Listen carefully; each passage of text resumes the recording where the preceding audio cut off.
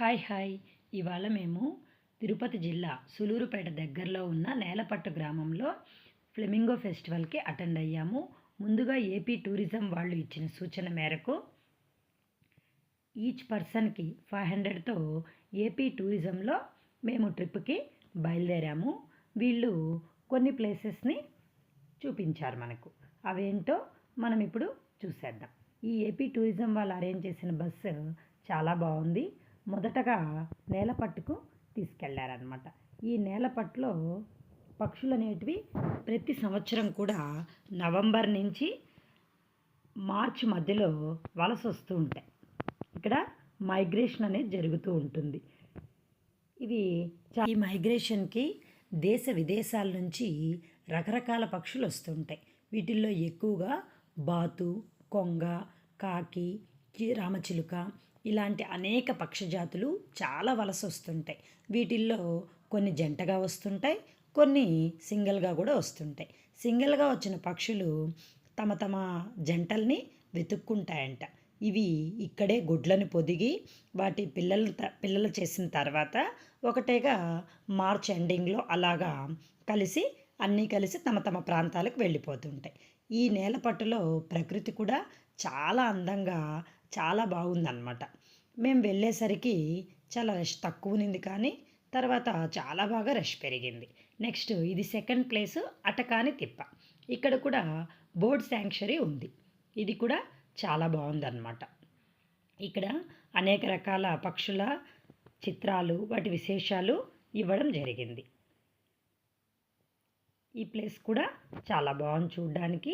ఇది ఒక మ్యూజియం లాగా పక్షుల డిఫరెంట్ పక్షులు, వాటి నమూనాలు, తర్వాత వాటి పేర్లేంటి, వాటి జీవిత చరిత్రలేంటి అవన్నీ కూడా ఈ మ్యూజియంలో అరేంజ్ చేశారనమాట.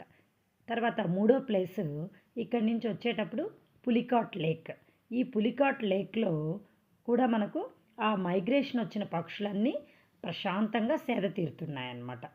చూడండి ఎంత బాగున్నాయి కదా. ఈ విధంగా Pulicat lake. Next fourth place సూలూరుపేటకు తీసుకొచ్చారు. ఈ Sullurpeta high school bus stand ఆపోజిట్లో ఉంది ఇది.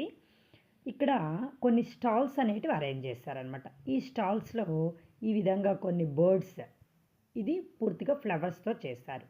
నెక్స్ట్ ఈ విధంగా వ్యవసాయ ఉత్పత్తులతో తయారు చేశారు. నెక్స్ట్ అది అయిన తర్వాత ఇక్కడ చెంగాలమ్మ గుడికి తీసుకొని వచ్చారు. సూలూరుపేటలో చెంగాలమ్మ గుడి చాలా ఫేమస్, చాలా మహిమగల దేవత. సూలూరుపేటకు వెళ్ళిన వాళ్ళందరూ కూడా ఖచ్చితంగా చెంగాలమ్మ టెంపుల్ దర్శించుకొనే వస్తారు. Next place BV Palem. ఇక్కడ బోటింగ్ బీచ్ లాగా ఉందన్నమాట. చాలా బాగుంది. ఇక్కడ చాలామంది మత్స్యకారులు చేపలు పట్టేవాళ్ళు ఉన్నారు. వాళ్ళ యొక్క బోట్స్నే ఈరోజు బోటింగ్కి ఇచ్చారన్నమాట. ఇక్కడ బోటింగ్ టోటల్గా ఫ్రీ ఆఫ్ కాస్ట్. చాలా బాగుంది ఇక్కడ బోటింగ్.